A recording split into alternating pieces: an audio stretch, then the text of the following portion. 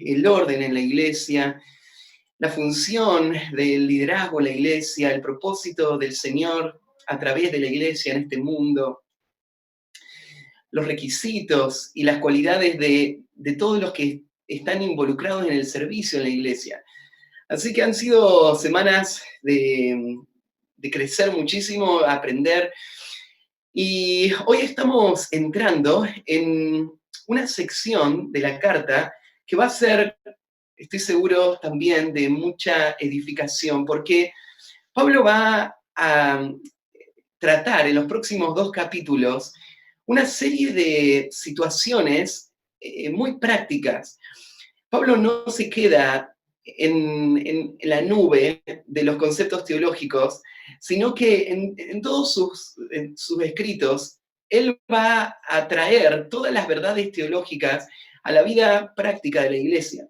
Ya hemos estado viendo muchísimas herramientas prácticas que Pablo le ha dado a Timoteo, pero esta sección va a ser muy especial porque Pablo va a tocar una serie de temas y algunos de estos temas que se van a tocar acá, esta es la única vez que Pablo los trata en esta carta, en esta sección. Y es más, hay algunos temas que no están desarrollados en la misma manera que aparecen acá en ninguna otra parte del Nuevo Testamento.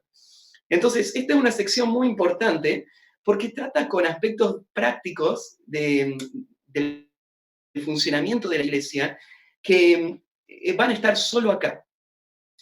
Hoy vamos a empezar en el capítulo 5 y el pasaje de hoy va a ser corto, vamos a leer solamente los primeros 2 versículos. Pero déjenme anticiparle de qué vamos a estar estudiando para que ustedes puedan escuchar la lectura y prestar atención a estos detalles. En esta sección, donde vamos a comenzar esta mañana, vamos a ver una parte de la vida de la iglesia que entendemos que es central para que pueda haber crecimiento y que la iglesia pueda funcionar bíblicamente. Y es la corrección mutua. Es el principio de que en la familia de Dios, los creyentes tienen que estar involucrados en las vidas unos de los demás, en muchas formas, pero en una forma crítica es en la corrección mutua. La tarea de corregir el pecado no es una tarea exclusiva del pastor. Claro que este pasaje que vamos a leer ahora, ustedes saben, esta es una de las epístolas pastorales. Acá Pablo le está hablando a Timoteo de lo que él tiene que hacer.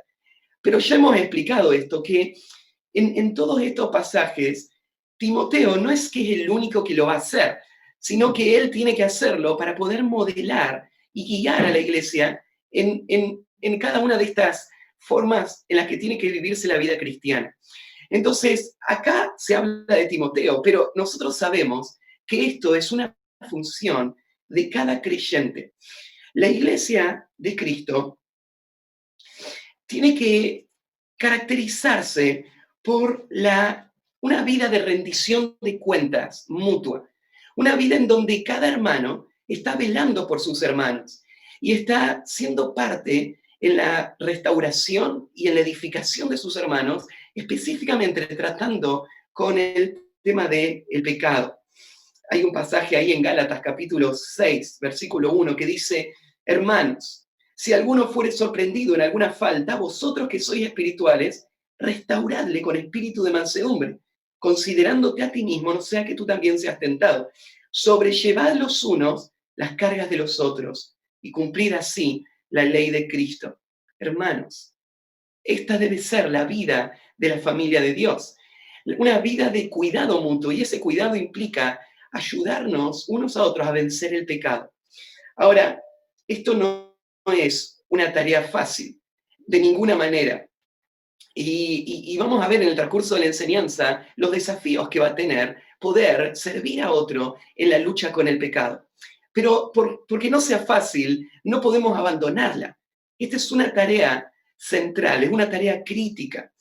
Y solamente vamos a poder ver el crecimiento de la iglesia en la medida en que esta dinámica pase en la vida de la iglesia, donde cada uno de los hermanos tenga un compromiso y pueda cumplir fielmente esta tarea de corregirse mutuamente. Hay algo que este pasaje va a enfocar, Hay muchos pasajes que hablan acerca de cuidarnos y corregirnos mutuamente. Recién leí el de Gálatas. Pero este pasaje va a ser algo muy especial, algo que no está en ningún otro pasaje.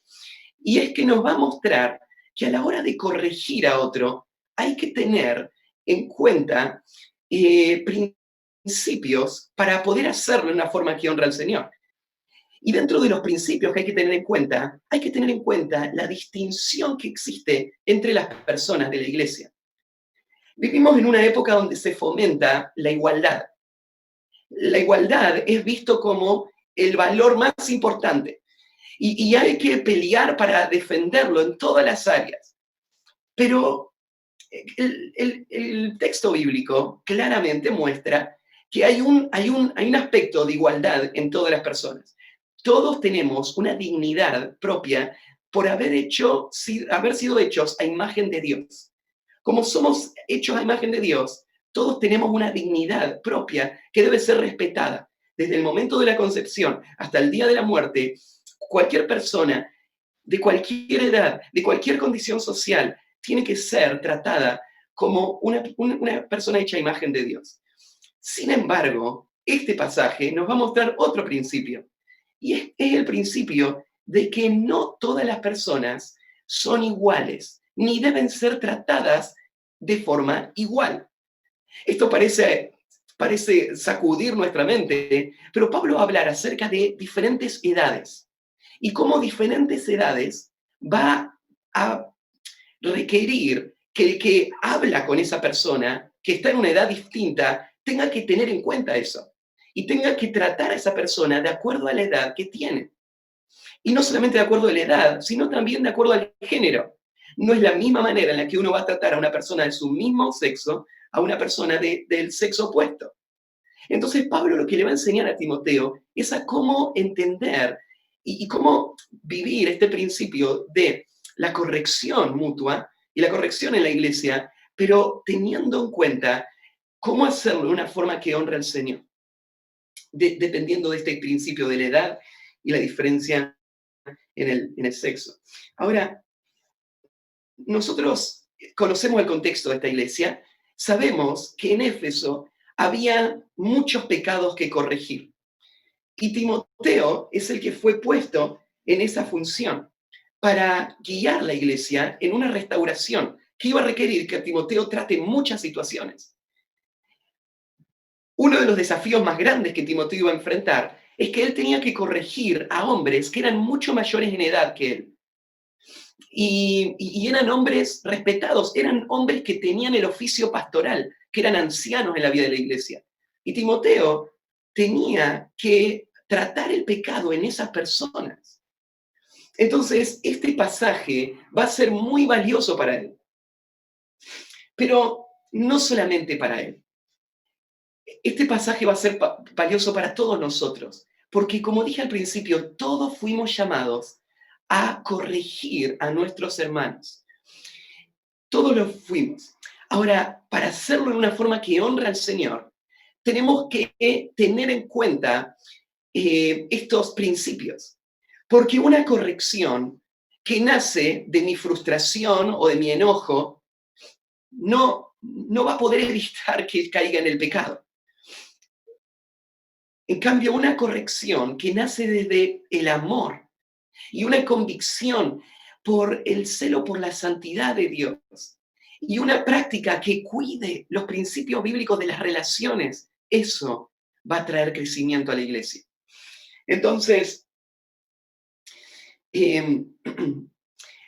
algo importante para entender de este pasaje también es que cuando Pablo va a hablar de cómo Timoteo tiene que tratar a las diferentes personas, Pablo va a asumir un cuadro bíblico muy, muy valioso, muy, muy importante.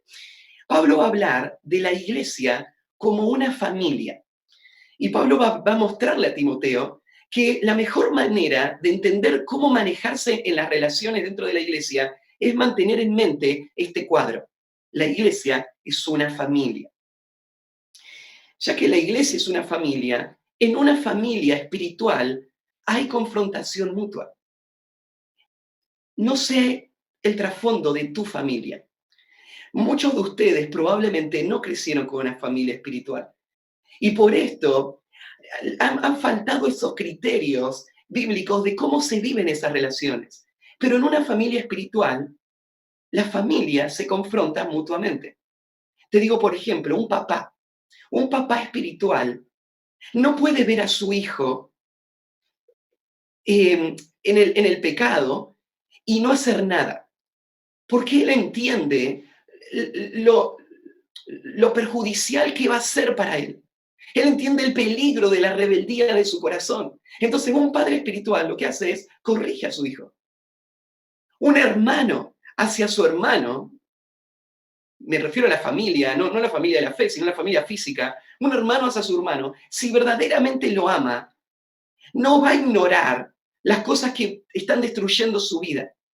Él va a integrarse en la vida de su hermano y él le va a hablar. Muchas veces hijos van a tener que hablarle a sus padres, a su papá o a su mamá, para mostrarle el pecado. En una familia, el cuidado y la reprensión o la corrección mutua es parte de la vida familiar. Y es producto del amor que hay en esa familia. Si no habría corrección, sería una evidencia de que no hay amor, hay indiferencia, hay individualismo. Cada uno está mirando por sus propios intereses, pero el amor me lleva en esa dirección. Y Pablo va a pararse sobre esto y va a mostrar, la iglesia es una familia. En la iglesia nos amamos. En casa muchas veces usamos esa expresión, nos abrazamos todos y decimos, somos una familia y nos amamos. En la mente de los niños, ¿no es cierto?, estamos cultivando este principio. Esto es lo que mantiene la vida familiar, un amor real, de entrega unos por los otros. Y eso es la iglesia, somos una familia y nos amamos. Pero ese amor no puede jamás expresarse en indiferencia o en pasividad. Es un amor activo que va a llevarnos a querer proteger a nuestros hermanos de lo que es más perjudicial para su vida espiritual. Una familia no puede funcionar en amor si tolera lo que destruye la familia. Ahí en Proverbios 27:6, por ejemplo, dice, fieles son las heridas del que ama, pero inoportunos los besos del que aborrece. Fieles son las heridas del que ama. El que ama en ocasiones va a tener que traer dolor, pero es el amor el que lo mueve y el resultado va a ser libertad y salvación. Pero el que aborrece puede ser que te bese, pero nunca va a ser provechoso, nunca va a ser de edificación, va a ser inoportuno. Proverbios 6:2 dice, porque el mandamiento es lámpara y la enseñanza es luz y camino de vida las reprensiones que te instruyen. Vos querés avanzar hacia la vida y todos los beneficios de la vida que Dios diseñó, lo que necesitas son reprensiones. Necesitas de hermanos fieles que te aman, que puedan hablar con misericordia y verdad para librarte de tu pecado. Entonces, este pasaje va a volverse un poco incómodo para todos. Para los que somos llamados a ir y hablar cuando no queremos hacerlo, y para entender que personas van a venir y hablarte. Y entender que es una expresión de amor y que es la obra de la gracia del Señor que te está dando este recurso para poder enfrentar tu pecado y poder crecer espiritualmente. Así que de esto se trata en estos dos versículos. Vamos a leerlo. 1 Timoteo 5, versículo 1. Dice así, no reprendas al anciano, sino exhórtale como a padre, a los más jóvenes como a hermanos, a las ancianas como a madres, a las jovencitas como a hermanas con toda pureza. Los textos no son difíciles de entender, pero quiero gastar estos minutos en esta predicación para poder entenderlos y aplicarlos en la vida práctica de nuestra iglesia. Entonces, el título del mensaje de hoy es Relaciones santificadoras en la familia de la iglesia. relaciones santificadoras en la familia de la iglesia. Esto es lo que Dios ha diseñado, que en la familia de la iglesia puedan darse relaciones que van a permitir el crecimiento en la santidad. Y como dije, todos somos llamados a esto. Y entonces vamos a tomar lo que Timoteo escuchó y aplicarlo a cada uno de nosotros. Principalmente es para mí, como pastor, y para mi papá, como anciano. Principalmente es para nosotros. Pero de forma secundaria es para todos, en que vamos a ser llamados a vivir esta vida de corrección mutua. Así que comienza, y ustedes notan que hay 4 grupos de los cuales van a hablar, se va a hablar acá.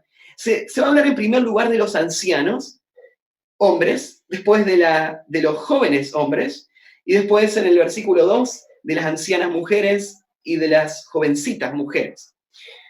Todos estos van a traer cada uno un principio importante para tener en cuenta a la hora de corregir a este grupo o a estas personas.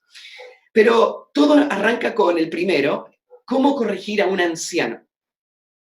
Y primero tenemos que entender la perspectiva bíblica de lo que es un anciano, porque hoy en día se ha deformado la imagen de lo que implica la edad y lo que implica el lugar que Dios le dio en la vida social a las personas que alcanzan una gran edad. Entonces, cuando arranca ahí hablando de los ancianos, el primer grupo, la palabra anciano tiene 2 usos en el Nuevo Testamento. Puede referirse a una persona que tiene una edad avanzada, como por ejemplo ahí en Juan capítulo 8, ahí cuando aparece la historia de la mujer adúltera que la traen para ser apedreada y Jesús le dice, bueno, el que esté libre de pecado tire la primera piedra, y se empiezan a ir todos de a poquito. ¿Y quiénes son los primeros que se van? Dice, empezando desde los más viejos hasta los más jóvenes. En ese caso, anciano significa eso, son las personas de más edad. Ellos fueron los primeros que se fueron. Muchos textos del Nuevo Testamento usan la palabra anciano para hablar de la edad. Otros pasajes usan la palabra anciano para hablar de una función en la vida de la iglesia. Ahí en el versículo 17 del capítulo 5 mismo, mira, dice, los ancianos que gobiernan bien sean tenidos por dignos de doble honor, mayormente los que trabajan en predicar y enseñar. Fíjate, ahí está hablando del anciano como una función de gobierno, de autoridad. Entonces, se usa de esta manera. La razón por la que se usa de esta manera y no se elige otra palabra es que así pensaba el mundo antiguo. En el mundo antiguo, la gente de edad se convertía naturalmente en la cabeza de clanes que tenían un cierto respeto y autoridad sobre una familia extendida más amplia. Entonces, estas cabezas de clanes no solamente eran viejos, sino que también tenían influencia y autoridad. Entonces, cuando en el mundo antiguo alguien hablaba de un anciano, no era fácil hacer la distinción, porque un anciano es las 2 cosas. Es una persona que tiene edad y también es una persona que tiene influencia sobre vidas de personas. Si miramos en la historia bíblica, lo primero que vemos ahí en el Pentateuco es que desde muy temprano en la historia de Israel, los ancianos tienen una participación muy importante. ¿Te acordás cuando Moisés llegó a Egipto? A los primeros a los que fue a hablarles de lo que venía a ser, fue a los ancianos de Israel. Y cuando salen, estos ancianos más adelante se van a convertir en una pieza importante administrativa para la nación de Israel. Entonces, durante el tiempo del Pentateuco, los ancianos tenían un lugar de influencia. Anciano significa la gente mayor, la gente de más edad. Lo mismo después cuando entra Josué y empieza el tiempo de los jueces, durante esos años, las ciudades tenían ancianos. No había una estructura jerárquica, pero los ancianos de las ciudades tomaban un lugar protagonista de influencia, tomaban decisiones, hacían evaluaciones jurídicas. Entonces, en todo ese tiempo, los ancianos eran los que gobernaban. Cuando llegó la monarquía, cuando llegó Saúl, después David y Salomón, y llegan la línea de los reyes, los ancianos pierden un poco de ese lugar central. Y ahora todo se centra aparentemente en el rey, pero aún durante ese tiempo, cuando los reyes tenían que tomar ciertas decisiones importantes, iban a consultarla a esa decisión. ¿Y con quién la consultaban? Con los ancianos, con la gente mayor, que seguían teniendo una influencia en Israel. Cuando terminó la monarquía e Israel se fue al exilio, en ese tiempo que no había una autoridad política para Israel, los que influenciaban a la nación, ¿quiénes eran? Los ancianos. Durante ese tiempo hay un resurgimiento de la influencia de los ancianos. Y cuando vuelve Nehemías con Esdras y reestructuran la nación de Israel, los ancianos son puestos en un lugar central.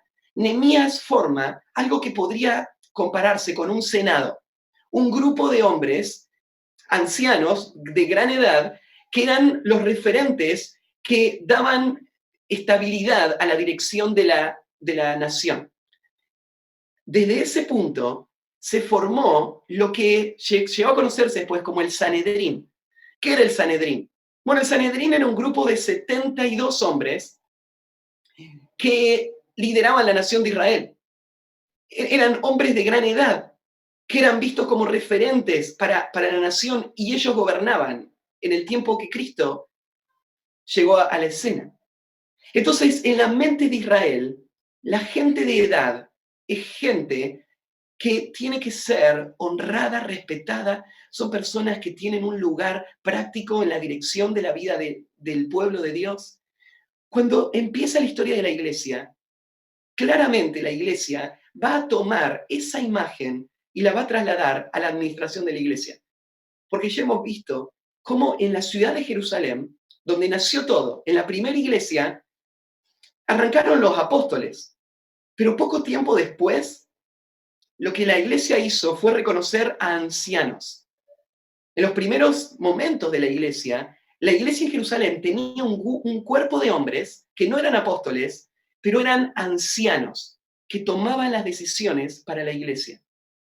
Y a partir de ahí, esto se traslada a todas las iglesias. Pablo, en su primer viaje misionero, vuelve estableciendo ancianos en cada iglesia. Y después, esta es la norma. Hay requisitos para un anciano y todo lo que ustedes ya saben porque ya estuvimos estudiando. Entonces, en nuestro tiempo, lo que hemos visto suceder es el descrédito de el lugar que los ancianos, la gente de edad, deben tener en la vida de la sociedad. Hoy se los descarta a los ancianos como irrelevantes, inservibles. El joven tiende a pensar que sabe cómo hacer las cosas mejor, porque los tiempos han cambiado y los ancianos ya no tienen conexión con nuestro tiempo. Entonces, el anciano tiende a ir perdiendo fuerza.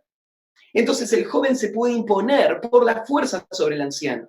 El anciano, después de cierta edad, empieza a estar afectado emocionalmente, mentalmente, y el joven lo empieza a tratar como un niño. Por el hecho de que él tiene ciertas características que parecerían a un niño, él lo trata como un niño y lo maneja como un niño. Y pasa por alto que no es un niño, es un anciano que debe ser visto de esta manera. Entonces, para poder entender este principio, tenemos que recalibrar nuestro pensamiento de qué es un anciano bíblicamente. Tal vez un pasaje que podemos traer acá es el pasaje de Levítico 19, versículo 32, donde dice así: delante de las canas te levantarás y honrarás el rostro del anciano, y de tu Dios tendrás temor, yo Jehová. En la ley aparece este mandato: cuando entra un anciano en la habitación, te pones de pie y lo honrás, porque es un anciano. ¿Y por qué debe honrarse a este anciano? Es interesante, en el mismo versículo te dice que hay que honrar al anciano y el rostro del anciano y de tu Dios tener temor. ¿Qué tiene que ver esto de tener temor a Dios? Bueno, claramente este pasaje en Levítico muestra que el temor a Dios y la honra de los ancianos están íntimamente relacionados. Una persona que no desarrolla y no cultiva un, un honor hacia las personas de edad va a tener una visión distorsionada de Dios y no va a tener respeto por Él. Entre otras cosas, porque Dios dice ser un anciano. Hay pasajes en el Antiguo Testamento y en el Nuevo Testamento que describen a Dios de esta manera, con pelos blancos, como un anciano de días. Dios es un anciano. Si vos no respetás a los ancianos, este es un cuadro de lo que vos, tu actitud hacia Dios. Dios no es un viejito de barba y bastón que te escucha poquito sentado en un sillón, como dice la canción de los niños, pero Dios es un anciano. Es un hombre de sabiduría, de influencia, de gobierno y poder, ¿no es cierto? Que es la imagen bíblica. Entonces, arranca el versículo. Primero ponemos esa imagen. Esto es un anciano. Y dice el versículo así: no reprendas al anciano. No reprendas al anciano. La palabra reprender acá es una palabra que tiene, hay pocas veces que se usa en esta forma en el Nuevo Testamento. Cada vez que se usa es una palabra sumamente dura. Por ejemplo, a veces se traduce como retar, o castigar, o herir, ya sea con las palabras o con el cuerpo, lastimar a otra persona, imponiéndome sobre esta persona. Por ejemplo, en Lucas 10:30 se usa esta misma palabra cuando se menciona que este hombre que iba de Jerusalén a Jericó fue interceptado por los ladrones y dice, e hiriéndole, se fueron dejándole medio muerto. La misma palabra, hiriéndole. Esto es lo que los ladrones hicieron con este hombre. Y ahora Pablo está usando esta palabra para decir, Timoteo, a un anciano no tenés que herirlo. No tenés que levantarte en un torbellino de emociones que usen palabras rudas y duras como un látigo para castigar. Ahora, vuelvo a decir, esto es algo que necesitamos corregir en nuestra mente, porque hoy no hay respeto por la persona de edad. Pero en el tiempo bíblico encontramos muchos mandatos relacionados con el anciano, con los ancianos o con los padres ancianos. Se nos habla de la honra, de la obediencia. Tanto que si un hijo se levantaría contra su padre y golpearía a su padre, en la ley del Antiguo Testamento, un hijo que golpeaba a su padre era penado con la muerte. Un hijo que deshonraba a su padre era penado con la muerte. Esto era uno de los pecados capitales en el mundo antiguo. Lo que está diciendo acá, el primer principio para Timoteo es este: exhorta con respeto. Exhorta con respeto. El hecho de que esta persona sea una persona de más edad tiene que te tiene que hacerte consciente de que esta persona merece un respeto que no puede ser pisoteado. Dios va a resistir a la persona que va a pisotear a esta persona en falta de respeto. Entonces, ahí tenemos, por ejemplo, en Romanos 13, versículo 7. Dice así: pagad a todos los que debéis. Al que tributo, tributo. Al que impuesto, impuesto. Al que respeto, respeto. Y al que honra, honra. Y quiero decirte, a las personas de edad, se lo debes. Le debes respeto y honra. ¿Por qué? Porque el Señor lo instituyó de esta manera. Entonces, no es una gracia que vos estás ejercitando, sino que es un requisito, es un deber. Vos sos deudor, vos tenés que darle esto a la persona. La persona no lo tiene que ganar, no lo tiene que pedir, no lo tiene que merecer. Vos se lo debés a esta persona, le debés respeto. Respeto no significa que vos vas a pasar por alto el pecado de la persona y que vas a ser indulgente con ese pecado y no se va a hacer nada y esta persona edad, como ya tiene edad, como tiene trayectoria, como tiene influencia, a esa persona nadie le puede señalar ningún pecado, de ninguna manera. Porque lo próximo que tenemos es esto: no reprendas al anciano, sino exhórtale como a padre. Y acá se va a usar otra palabra. La palabra reprensión entonces es un golpe, una herida, pero exhortación es la palabra paracaleo, ¿no es cierto? Que ustedes tal vez la recuerdan cuando el Señor dijo esto del Espíritu Santo, lo llamó el paracletos. Esta es la misma palabra. Paracaleo es traducida varias veces en diferentes formas. Acá en Timoteo, por ejemplo, en 1 Timoteo 1:3 se usa esta misma palabra y se traduce así: como te rogué que te quedases en Éfeso cuando fui a Macedonia, para que mandases a algunos que no enseñan diferente doctrina. Esa palabra te rogué es la expresión para calé. Lo que está diciendo Pablo es: lo mismo que yo hice con vos, esto vos de esta manera tenés que conducirte con personas de edad. Tenés que rogarles. Bueno, rogarles tiene este tono que marca sujeción. Es lo que una persona que entiende que tiene que decir algo lo va a decir, pero lo va a decir en una forma de una apelación, no de una orden, no de una autoridad que está por sobre el otro, no para retar a este anciano. Se traduce como exhortar en 1 Timoteo 2:1. Exhorto ante todo que se hagan rogativas, se usa esta misma expresión. Y en 2 Timoteo 4:2 también. Y se usa también para la idea de consolar.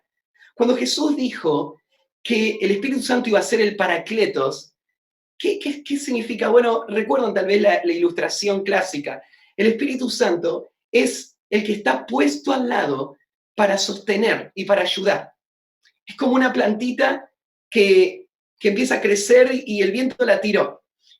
Y ahora, para que se afirme de nuevo, la levantan, clavan un palito al lado, la atan al lado del palito, y ese palito es el paracletos, es el que está puesto al lado para sostenerle.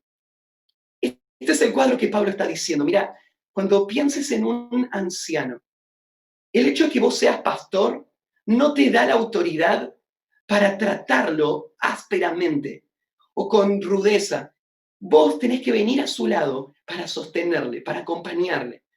Vas a ayudarle a vencer el pecado, pero con esta actitud.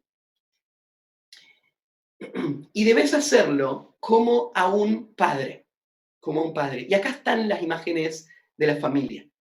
Lo que está diciendo Pablo es: mira, ¿querés saber cómo hablar con un hombre grande de nuestra iglesia? ¿Querés saber cómo te tenés que conducir y cómo hablarle, en qué tono, cuando vos vas a señalar un pecado en él? Igual que con tu papá. Ahora vos decís, pero la verdad que con mi papá no tengo ese cuidado. La verdad es que cuando yo me enojo con mi papá, le grito, le hablo con palabras hirientes, con señales de falta de respeto. Sí, tristemente, ese es el pecado que afecta a las relaciones. Pero cuando lo haces, ¿no sentís un grado de culpa dentro tuyo? ¿No te das cuenta que hubo algo que no estuvo bien? Y es porque no estuvo bien. Es porque lo traemos en nuestro propio ser, la conciencia de que esta persona merece nuestro respeto, nuestro pecado lo está afectando. Pero como un padre, esto es lo que significa. Esto tiene otra connotación también. Esta mañana estábamos conversando con Betsy también y hablamos sobre cómo manejarnos como familia, porque este pasaje toma la familia como la base. Pero eso quiere decir que esto también tiene que pasar en la familia, ¿no? ¿Qué hace un hijo que ve a su padre pecar? ¿Lo excusa? ¿Mira para otro lado? No, lo habla, pero lo habla como con un padre. Lo habla con respeto. Muchas veces lo que va a hacer, en vez de acusarle y decirle esto es lo que estás haciendo mal, lo que va a hacer es preguntarle: papi, ¿por qué hiciste esto? Y escuchar. Hay cosas que el hijo no sabe y que pueden tener una buena razón de ser. Pero esto es la actitud. Hacia un hombre mayor en la iglesia hay que hacerlo con respeto. Esto también te lo pone el cuadro del otro lado. Si vos sos la persona mayor, tenés que entender que Dios llama a los menores de edad a venir a corregirte. Así que vos no podés tener la actitud, ¿quién es este mocoso que viene acá? Ni siquiera se sabe limpiar la nariz y me quiere venir a decir que yo actué mal. No sabe nada él de la vida. Esto es lo que muestra la soberbia del corazón, que va a terminar trayendo destrucción y apartándote de los medios de gracia que Dios planeó para edificar tu vida. ¿Sí? Dios le llama a los jovencitos de nuestra iglesia a venir y corregir tus pecados. Pero con respeto, con sumo respeto, como un padre. En segundo lugar, y ahora, cuando vos mirás la forma en la que Pablo lo está diciendo, te das cuenta que él va a aplicar lo mismo que dijo para los ancianos, lo va a aplicar para todos los demás. Quiere decir que este tono de exhortación tiene que ser el mismo tono que usó para todos. Para los hombres mayores, pero también para todos los demás. El hombre mayor requiere respeto, exhortar con respeto. Lo segundo, vamos a ver ahora, los hombres más jóvenes. Timoteo es un hombre, así que, ¿cómo exhorto a alguien de mi mismo sexo, pero de una menor edad? Lo voy a hacer con humildad. Tengo que exhortar con respeto, tengo que exhortar con humildad. Entonces, a los más jóvenes como a hermanos. La expresión más jóvenes acá es un adjetivo comparativo y está mostrando justamente lo que el español señala, que es más joven que Timoteo. Timoteo es joven, dijimos tal vez cerca de 35 años tiene él. En la iglesia hay hombres más jóvenes que él. Y hay un peligro para un líder joven. Y el peligro para este líder joven es ver la posición que él tiene como una plataforma para imponerse por sobre las demás personas. Yo soy el pastor. Tienen mi misma edad, pero yo soy el pastor. Así que cuando yo hablo con ellos, les hablo no como hermanos, sino como si fuese su papá. El clásico, ¿no? Cuando un hijo va y le habla a su hermanito y le empieza a retar por lo que hizo, lo que está haciendo. Y la mamá se acerca y le dice, para. Vos no sos la mamá. Vos sos hermana de él.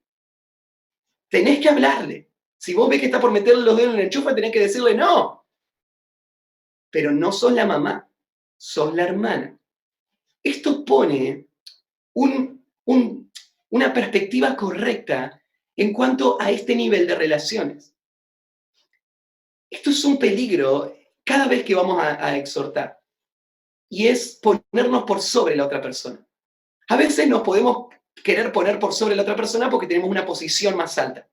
Entonces, soy el pastor, entonces yo le puedo hablar con dureza a la persona. ¿Por qué? Porque tengo el derecho de hacerlo. Pero a veces puede pasar de otra manera. Tal vez yo no soy el pastor, pero esta persona es la que cayó en pecado. Yo estoy en una posición más elevada porque yo no caí. Porque yo soy un hombre más firme en mi vida espiritual. Entonces ahora le hablo en una forma no apropiada porque me estoy colocando por sobre él. Lo que Pablo le está diciendo a Timoteo acá es, vos tenés que hablarle como un hermano. Los hermanos se tienen que hablar. Los hermanos necesitan señalarse el pecado porque puedes salvarle la vida a tu hermano. Y dicho entre paréntesis, ¿cuántas veces el no haber dicho lo que había que decir fue lo que trajo tremendas consecuencias más adelante? Y mirando para atrás, vos pensás, si hubiese hablado, si hubiese señalado eso, tal vez hubiese ahorrado todo ese dolor y todas esas consecuencias.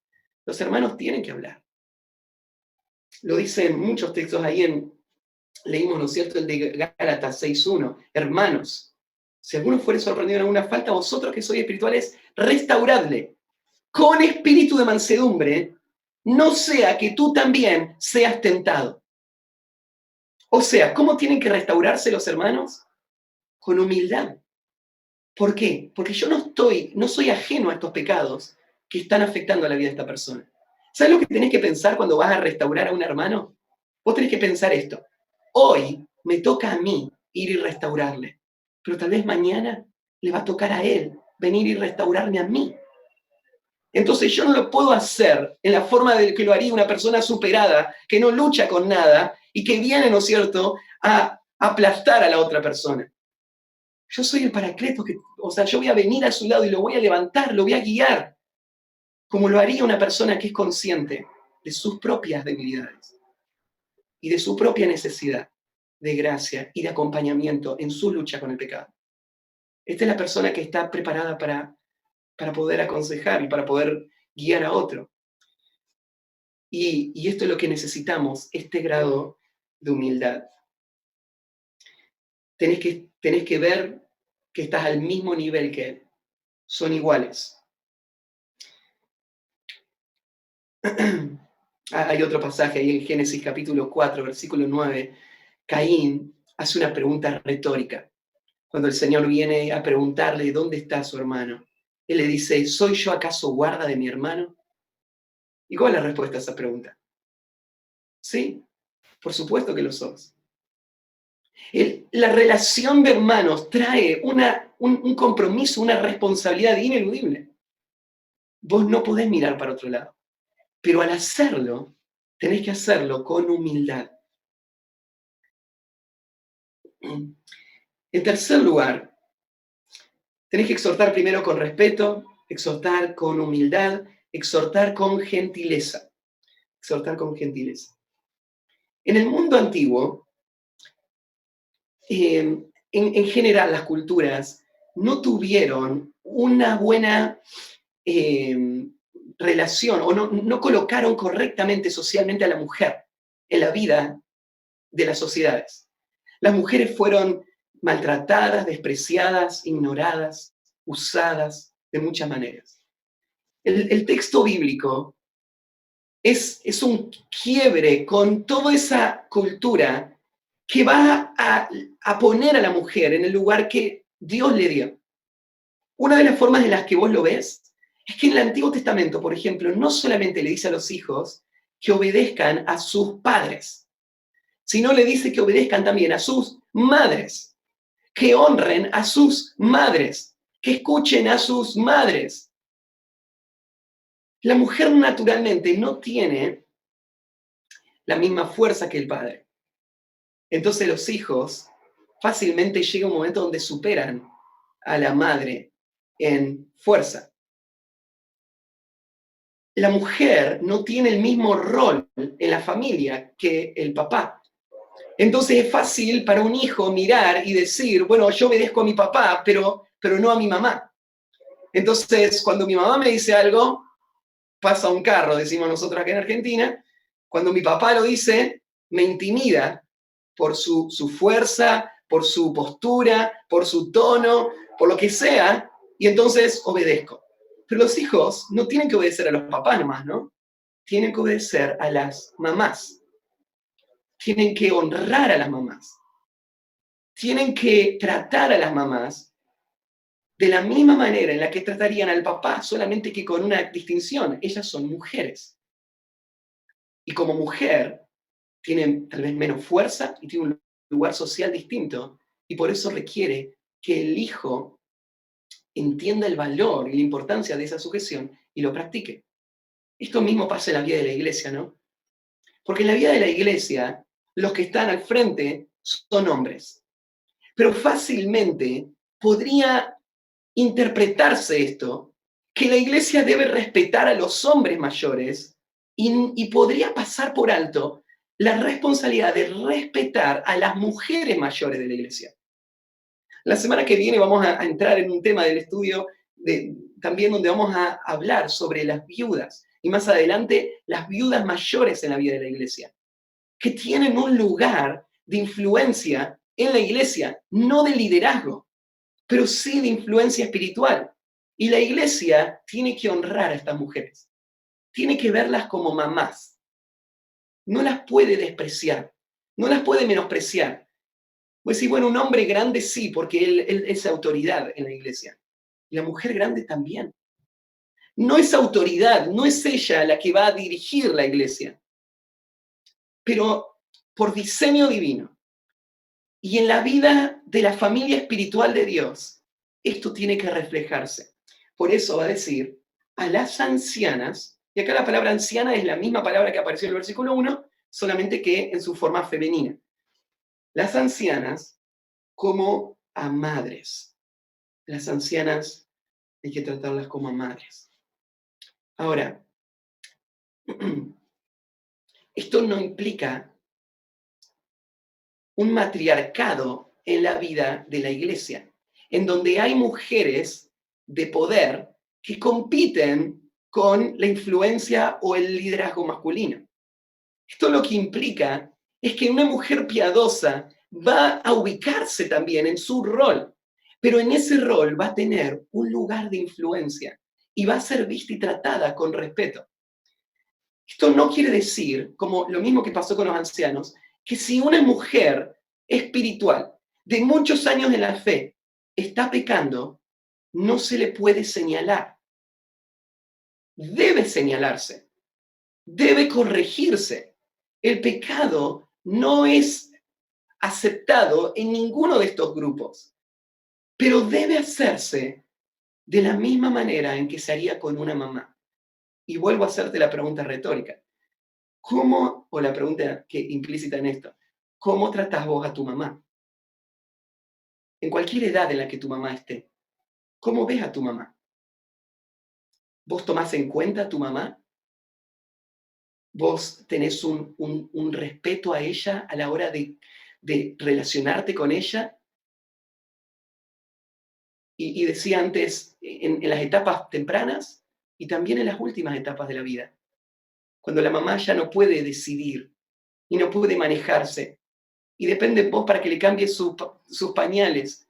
Ese estado de humillación que le genera esa situación de dependencia, te impone a vos como una autoridad sobre ella que menosprecia lo que esta mujer es. No te olvides, ella es tu mamá. Y en la vida de la iglesia, estas mujeres mayores, tenemos que verlas como nuestras mamás, espiritualmente, ¿sí? Como a madres. Entonces, exhorta con gentileza. Cuarto lugar, exhorta con pureza. Y ustedes vieron que hubo un quiebre ahí en el versículo 2. Primero habló de una distinción de edad, hombres, grandes y jóvenes. Y ahora en el versículo 2 pasó a mujeres. Mujeres grandes que tienen una característica distinta a los hombres grandes. Son mujeres y necesitan una atención, una consideración particular. Y lo mismo pasa con las mujeres jóvenes. Las mujeres jóvenes se va a usar las mismas palabras. Las jovencitas, en la misma palabra que en el versículo 1, en su forma femenina, como hermanas, la misma palabra del versículo 1, solamente que en su forma femenina. Lo que le está diciendo Pablo a Timoteo, mira, Timoteo, todos los grupos en la iglesia son tu responsabilidad. Vos tenés que pastorearlos a todos, tenés que cuidar de la vida espiritual de todos, tenés que corregir situaciones en todos. Y por eso tenés que saber cómo tratarlos. Ahora está hablando de las mujeres más jóvenes. O sea, son mujeres de la edad de Timoteo o más jóvenes de la edad de Timoteo. Con estas mujeres, ¿qué tiene que hacer Timoteo? Lo mismo que con los demás, tiene que exhortarles. O sea, las mujeres jóvenes de la iglesia no tienen alguna clase de maldición que no hay que acercarse de ninguna manera. El pastor se relaciona con estas personas, con las mujeres, y tiene que velar por la santificación de estas mujeres. Es su responsabilidad hacerlo. Y tiene que exhortarles. Pero de todos los grupos, Pablo va a tomar este grupo y va a agregar algo más. Como si esto fuese a ser tan importante que no lo puede dejar donde estaba lo anterior. Porque lo que dijo ahora es, tiene que tratarle como hermanas. Déjeme retroceder un poquito. ¿Qué significa como hermanas? Bueno, Hay una relación real que se formó en la vida espiritual, ¿no? Son hermanas. Cuando un hombre ve a su hermana o comparte con su hermana, sus pensamientos, sus intenciones están en el ámbito de hermanos. No hay pensamientos e intenciones que vuelan en ninguna otra dirección. Aunque son hombre y mujer, son hermanos. Esto es lo que tiene que haber entre las relaciones dentro de la iglesia. Tiene que haber una actitud y una relación que ponga esta relación en esta perspectiva. Somos hermanos. Pero claro, nuestro corazón es engañoso y perverso, ¿no? Y en este ámbito necesita Timoteo una próxima aclaración. Y le va a decir, como hermanas, con toda pureza. El único lugar de los 4 requisitos que se agrega algo más es acá, con toda pureza. Ya Pablo le habló de la pureza a Timoteo. Le dijo la semana anterior que él tiene que ser ejemplo en pureza. Él tiene que ser el patrón. Todos los que lo miren a él tienen que poder ver en Timoteo que él les conduce a una vida pura. Y especialmente ahora Pablo le dice, vos tenés que mostrar pureza en tu relación con mujeres jóvenes. ¿Qué es mostrar pureza? Bueno, no lo describe acá Pablo, pero Pablo señala el peligro de la impureza de forma implícita. ¿Y cuál es el peligro de la impureza? Bueno, como dije, el corazón del hombre es malo, es engañoso y perverso. A veces me sorprende hablar con creyentes que parecen tan ingenuos en relación a la lucha con el pecado. Y dicen, pero eso nunca me podría pasar. ¿Vos estás dudando? ¿O pensás que vos podrías caer en eso? Eso es algo absurdo. Es tu hermana. Pero sería ingenuo no mirar la historia de la iglesia del cristianismo y mirar a nuestro alrededor, en nuestro tiempo, y ver la cantidad de pastores que terminaron descalificados del ministerio, destruyendo su familia y sus ministerios y sus iglesias por la impureza. Esto no es algo de otro mundo, no es una hipótesis imposible de imaginar. Esto es algo real. Esto es una lucha real, es un peligro real. ¿Y qué es lo que tiene que hacer Timoteo? Bueno, él tiene que hacer lo que haría cualquier hombre sabio, caminar lejos del precipicio, lo más lejos posible del precipicio. Él tiene que caminar por un sendero donde los que le sigan no tropiecen y no caigan ellos en destrucción. Él tiene que modelar la pureza y especialmente en la relación con mujeres. Él tiene que ser puro cuando tiene su celular, sin duda, pero tiene que ser puro también cuando está con otra mujer. Si vos mirás Proverbios capítulo 6, esta semana estaba estudiando esto y me encontré con un predicador que tomó Proverbios capítulo 6 y sacó unos cuantos principios de cómo se mantiene la pureza, cuáles son los peligros que están ahí. Y si vos tomás Proverbios capítulo 6, podríamos derivar estos principios de ese pasaje. Lo primero que tenemos que evitar, serían todos con evita. Primero, evita mirarlas. La mirada es lo que seduce el corazón del hombre. Entonces, el primer ámbito donde el hombre tiene que luchar es en sus ojos. Tiene que tratarlas como hermanas. Él tiene que tener cuidado donde mira. Hombres, cuando vos ves a otro hombre que desvía su mirada a las mujeres, a lugares donde no debería estar mirando, esa es una oportunidad para corregir el pecado. La pureza comienza en las miradas, porque las miradas son las ventanas, son el acceso a nuestra mente. Segundo, evita la adulación. El hombre no tiene que encontrar deleite en recibir palabras de afirmación y de adulación de mujeres. Hay mujeres que muestran más cariño que otras. Por ejemplo, que usan tu nombre en diminutivo. Te dicen Mati en vez de decirte Matías.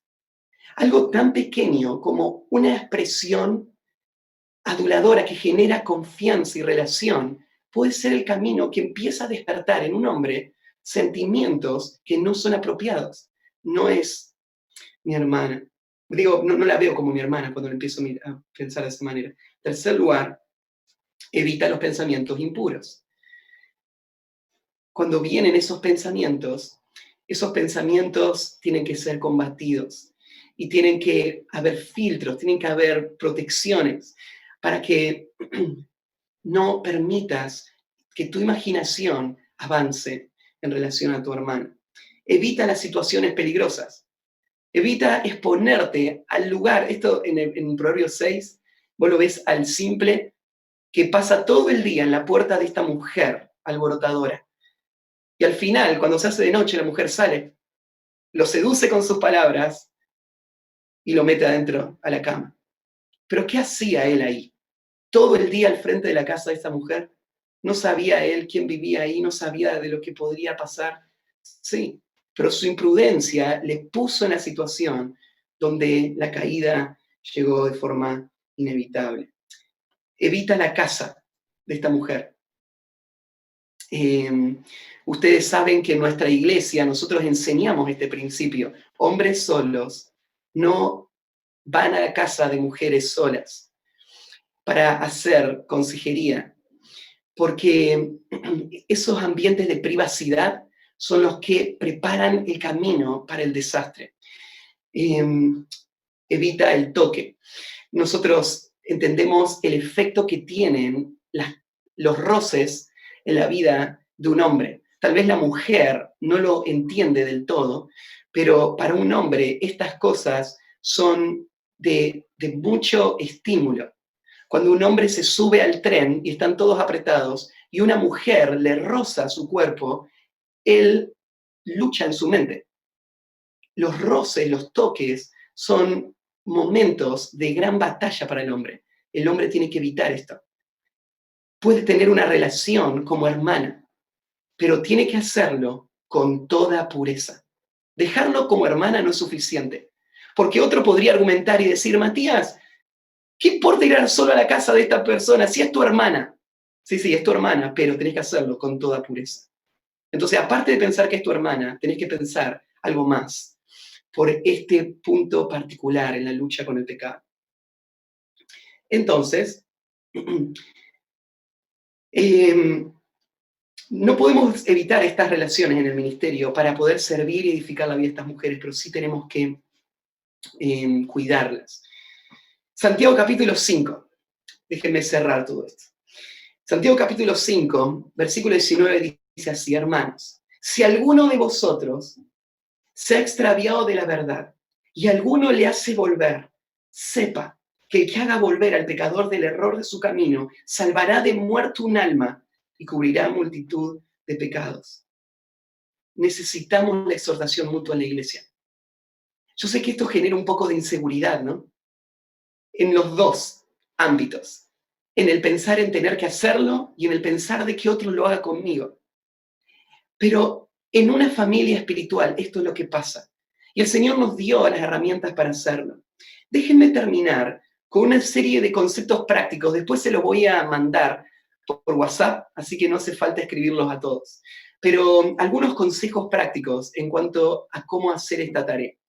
Primero, esto lo saqué de otro predicador que armó esta lista de qué es lo que nos cuesta a la hora de hacer esta tarea. Cuando pensamos en salir y aconsejar o de corregir, hay barreras que tenemos que superar.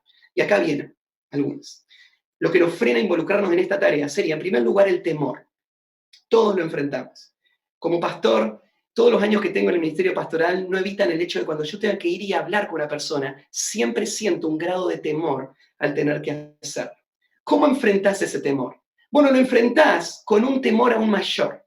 Vos temés más a Dios que a los hombres. Y vos entendés que si te interesa la vida de la iglesia y si te interesa la vida de esta persona, no podés evitar este momento de corrección. Otra de las razones por las que nos cuesta ir y confrontar y corregir es un mal entendimiento de Mateo capítulo 7, versículo 1, donde se nos dice, no juzguéis para que no seáis juzgados. Muchos creyentes interpretan eso como que no tenemos que meternos en los asuntos de los demás. Entonces, no tenemos que ir y señalarle nada, porque acá dice, para que no seas juzgado, vos no juzgues. Pero eso no es lo que está diciendo Jesús. Si vos mirás todo el pasaje, lo que Jesús está diciendo es que no tenés que ir y juzgar a una persona en una forma hipócrita, queriendo sacarle la paja de su ojo cuando vos tenés una viga en tu propio ojo. Lo que Jesús está señalando y corrigiendo no es el hecho de que personas estén en amor yendo a corregir el pecado, sino en la hipocresía del corazón. Entonces, sí tenemos que evaluar. Todos nosotros tenemos que estar constantemente mirándonos unos a otros para poder corregir el pecado y edificarnos mutuamente. No es que nosotros nos tenemos que meter en la vida de los demás. En tercer lugar, nos cuesta porque tenemos pecados que no queremos abandonar. La razón por la que yo no le voy a señalar el pecado al otro es porque yo sé que si yo le señalo el pecado, él me va a señalar mi pecado. Y yo no quiero abandonar mi pecado. Entonces yo prefiero un ambiente donde nadie se confronta, donde nadie se habla nada. Eso es un ambiente más seguro, más cómodo para mí. La próxima es la pereza. Es más fácil no confrontar a nadie. Porque para confrontar al otro tenés que confrontarte primero a vos mismo y luchar contra tus propios pecados y tu propia resistencia para poder ir y hacer algo que no sabes cómo va a ir y no sabes el resultado que va a tener. La relatividad moral. A veces uno no quiere ir a confrontar porque piensa, bueno, tal vez esto es bueno, es lo bueno para mí, pero no sé si es lo bueno para el otro. Cada uno tiene la libertad de vivir como quiere. Entonces, si él quiere vivir así, que viva así. Pero bíblicamente, cada uno no tiene la libertad de vivir como quiere. Si es un principio bíblico, todos estamos obligados a vivir así. No hay relatividad en la moral bíblica. Es absoluta. Nos gobierna a todos. Entonces, este pensamiento de nuestro tiempo, de relatividad, afecta nuestra actividad de corrección. Y el último sería la inseguridad en cuanto a saber si lo tengo que hacer o no. Muchas veces uno está con grandes dudas en su mente, ve algo que está mal, pero no sabe si tiene que ir y hablarlo o no tiene que hablarlo. Esto es una de las cosas que nos frena. Ahora, déjame equiparte un poquito. Uno va a ir a hablar solamente cuando lo que estoy viendo es un pecado. Yo no le voy a ir a hablar a la persona porque no me gusta cómo hace las cosas. Esto no tiene que ver con preferencias o con formas. Esto tiene que ver con un pecado claro y abierto. O con un patrón de pecado que viene arrastrando a esta persona evidentemente por mucho tiempo y vos ves que este patrón de pecado le va a llevar a la destrucción. O una falsa enseñanza que esta persona está abrazando y vos entendés lo dañino que es el error en la mente de la persona. En cualquiera de estas ocasiones, vos vas a tener que ir y hablarlo. Ahora, antes de ir a hablarlo, tenés que orar. En ese tiempo de oración, el Señor va a usar la oración para traer confirmación a tu corazón de que tenés que ir a hablarlo, traer claridad a tu mente de la actitud con la cual vos vas a ir a hablarlo. Y muchas veces la oración, cuando vos te pones a orar, ¿sabes lo que va a pasar? El Señor lo va a resolver y no vas a tener que ir a hablarlo. A veces pasa exactamente eso. Entonces el primer paso es orar. Toma el tiempo necesario para orar, pero hacelo diligentemente. Y va a llegar un momento donde va a estar la convicción. Tengo que hacerlo. Tengo que ir y hablar con esta persona. Cuando yo voy a hablar con la persona, tengo que hacerme algunas preguntas antes de poder enfrentar la situación. Acá vienen las preguntas. Primera pregunta. ¿Es mi vida un ejemplo en cuanto a lo que le voy a corregir? Yo le puedo decir a esta persona, imítame a mí, así como yo imito a Cristo. Yo puedo ser un ejemplo para esta persona en esto. Ahora, ser ejemplo no quiere decir ser perfecto. Por ejemplo, yo voy a confrontar a un hombre que veo que está mirando a las mujeres en la calle. Y yo sé que yo lucho con la inmoralidad. Yo digo, no, no le puedo hablar a él porque yo también he tenido mis caídas. No, yo sí le puedo hablar a él porque yo estoy en la batalla. Yo estoy luchando diligentemente contra esto. Y yo le puedo decir, mira, para poder vencerlo tenés que hacer esto, porque esto es lo que yo estoy haciendo y esto es lo que el Señor está haciendo en mi vida. Pero no le podés ir a hablar si vos sos perezoso o indolente en cuanto a tu propio pecado. Primera pregunta, ¿yo puedo ser un ejemplo para él de cómo vivir este principio? Segundo, ¿tengo una relación adecuada con esta persona? La consejería más efectiva se da cuando hay una relación genuina y fluida. Hay veces donde vas a tener que hablar con una persona donde no hay una relación demasiado desarrollada. Pero usualmente este es un principio. Yo necesito cultivar las relaciones para poder ser efectivo a la hora de ayudar a estas personas en esta situación que necesita ayuda. Entonces no es solamente venir con el principio, es trabajar en la relación. Tercero, tengo hechos. Lo que yo voy a venir a decirle a esta persona, ¿son especulaciones? Yo le voy a venir a decir, mira, te vengo a exhortar porque sos orgulloso. ¿Y cómo que soy orgulloso? Sí, siempre te veo la cara y tenés una cara así como de serio. Y entonces vengo a que cambies esa actitud. O sea, puede ser una forma de él, ¿no es cierto? Puede ser su gesto, no toda la persona que lo hace de la manera, mira, yo te vi que pasó esto o aquello, pero son especulaciones. Yo no puedo confrontar a una persona con un pecado que supongo. Tengo que confrontar a una persona con un pecado que veo, que es real, para ayudar a esta persona a vencer. Entonces tengo hechos, tengo motivaciones y objetivos correctos. Lo estoy haciendo por obediencia a Dios y lo estoy haciendo para ayudar a esta persona. O sea, yo no puedo ir a corregir a esta persona porque me molesta lo que hace. Como me molesta tanto y quiero que lo deje de hacer para que no me moleste más, voy y se lo digo. Pero muchas veces las correcciones me vienen así. Ahora, si vos vas a ir a hablar, solo hacelo. Si vos lo vas a hacer por obedecer a Dios y para la edificación de esa persona. De otra manera no lo hagas. ¿Sí? Tengo las palabras correctas para hacerlo. Ahí en el pasaje de Mateo 18:15, cuando dice ve y repréndele, la palabra repréndele se usa para hablar de un abogado que va a presentar su caso.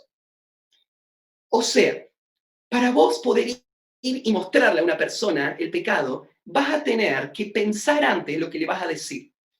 Usualmente, la persona que está en pecado no va a ser fácil que lo vea. La persona va a tratar de decir, no, ¿a vos te parece? Vos vas a tener que poder mostrarle por qué lo ves de esa manera. O tal vez la persona va a encontrar excusas o va a tratar de culpar a otras personas.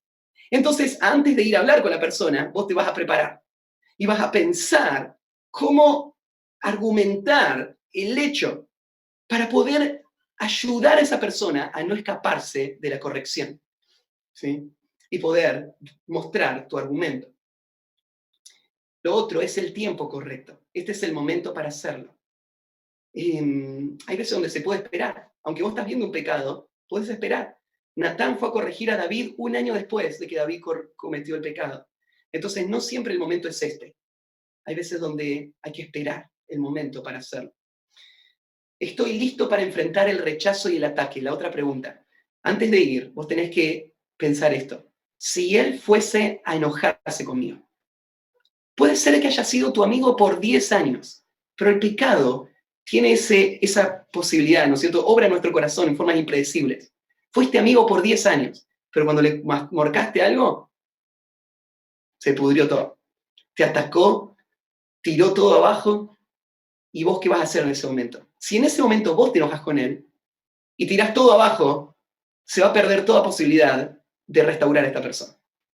Para poder restaurarle, vos tenés que ir con esta convicción. Si él se fuese a enojar, yo voy a guardar mi postura, o sea, mi actitud hacia él, como un siervo que va a cuidarle, a recibir los golpes, a amarle y acompañarle en la restauración. El proceso, ¿cómo lo vas a hacer? Primero, tenés que seguir el proceso de Mateo 18. Primero, ve estando tú y él solos. No lo hagas público, no lo hables con nadie, trátalo con la persona en primer lugar. Después, si la persona no se arrepiente, busca a otra persona madura en la fe que te acompañe. Pero dejar el pecado no es una opción. Crecer en santidad no es una opción para el creyente. Entonces tenemos que seguir en el proceso. Hasta si una persona no quiere abandonar el pecado, va a ser echada de la iglesia. Va a ser señalada como un gentil y un publicano. Pero el pecado tiene que tratarse de forma fiel. Tenés que tener precaución y sabiduría. No te creas invencible, no te creas superado. Considérate a vos mismo, no sea que vos también seas tentado. Sé directo y abierto. Cuando vas a hablar con alguien de un pecado, no hables cosas generales esperando que la persona se dé cuenta de lo que le estás diciendo. Tenés que ser muy específico con lo que le vas a señalar. Esto es algo que con el tiempo uno va entendiendo y va pensando por qué no lo hice así en aquella ocasión. Porque esto es lo que requiere. Muchas veces la persona no está con la misma disposición a recibir y va a tratar, como yo dije, de desviar la conversación, va a tratar de presentar una imagen, va a tratar de encontrar otros responsables, entonces vos tenés que ser muy claro y directo. Tenés que ser gentil, pero firme. Gentileza y firmeza no son dos cosas opuestas. Gentil no es una persona maleable, ¿no es cierto?, que puede ser llevada para donde la otra persona quiere. Firmeza significa, esto es así. Gentileza significa las palabras que elijo para decirlo, el tono con el que lo digo, la actitud con la que lo digo. Pero firmeza tiene que haber. La firmeza es necesaria para la corrección del pecado. Somos hermanos de la fe. Amamos al Señor, pero nuestro pecado nos engaña. No nos es fácil escuchar una corrección. A nadie le es fácil. Entonces, para no hacer inefectiva esta tarea, vos tenés que ser claro, tenés que ser firme y gentil a la misma vez. No le des tu opinión, sino dale la escritura, dale la palabra de Dios para que exponga su pecado y para guiarle en la restauración. No lo vuelvas una cuestión de opiniones, sino que basalo en lo que el Señor dice. Ahí está la autoridad, ahí está la fuente de la autoridad. Y en último lugar, sé persistente. La restauración no es algo de una conversación. No es que, bueno, fui y se lo dije, ya está, ya cumplí con lo que el Señor me pide, le dije lo que tenía que decir y ahora le toca a Él hacer lo que haya que hacer. Si no lo quiso recibir, no lo recibió, o si lo recibió, bueno, que el Señor sepa. No. Hasta que Cristo sea formado en ellos. Dolores de parto. Como dice Hechos 20:31, cuando Pablo le dice a los ancianos que por 3 años, de noche y de día, sin cesar, exhortaba a ellos con lágrimas. O sea, no es algo de un día. 3 años con lágrimas, noche y día. Persistí. Persistí hasta que esta persona logre vencer este pecado. Y sufrí al lado de él todo ese proceso de lucha y gozate de sus victorias junto con él. Bueno, hablamos de esta mañana en cuanto a las relaciones santificadoras en la familia de la iglesia. Y oro para que el Señor permita que nuestra iglesia pueda crecer en esta función y que el Señor la use para que podamos honrarle a Él, madurar en la fe, vencer nuestro pecado. Oramos. Padre, gracias por tu palabra. Gracias, Señor, por la familia de la fe, por el tesoro que tú nos has dado de tener hermanos y hermanas que están a nuestro lado, madres, padres en la fe, a quienes podemos imitar, seguir y a quienes somos responsables también de corregir. Gracias por las herramientas que tú nos das, por tu palabra, porque de forma tan clara nos instruye para poder hacerlo de una forma que te glorifique a ti. Ayúdanos, Señor, a crecer en esto también. En nombre de Jesús, amén.